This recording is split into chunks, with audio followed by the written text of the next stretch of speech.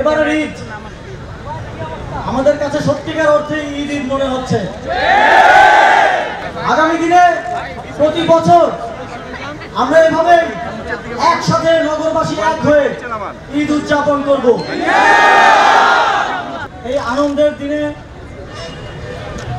আমরা আমাদের সেই শহীদ এবং আহত ভাইদের ভুলে যাব না, যাদের আত্মত্যাগের বিনিময়ে এবারের ঈদ আমাদের কাছে সত্যিকার অর্থে ঈদ মনে হচ্ছে।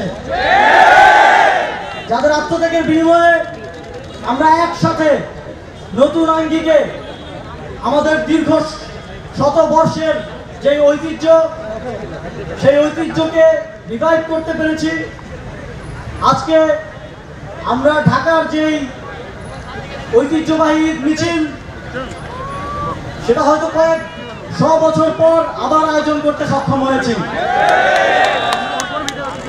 আগামী দিনে প্রতি বছর আমরা এভাবে একসাথে নগরবাসী এক হয়ে ঈদ উদযাপন করব।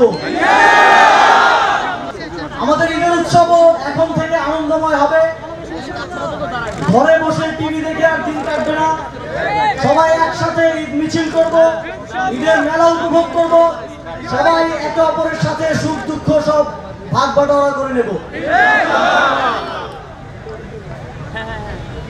আপনাদের সকলকে আজকের ঢাকা উত্তর সিটি কর্পোরেশনের আয়োজনে যে ঈদের জামাত এবং তার পরবর্তী ঈদ মিছিল এবং এই সাংস্কৃতিক অনুষ্ঠানে অংশগ্রহণ করার জন্য বিশেষভাবে ধন্যবাদ জানাতে চাই এবং আমাদের এই কর্মসূচিকে সফল করার জন্য আন্তরিকভাবে ধন্যবাদ জানাই।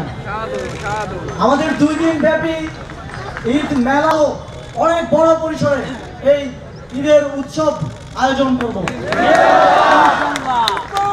সকলের দীর্ঘায়ু এবং সুস্বাস্থ্য কামনা করে আজকের ঈদের দিনে আবারও ঈদ মোবারক জানিয়ে আমার বক্তব্য শেষ করছি। ধন্যবাদ সকলকে।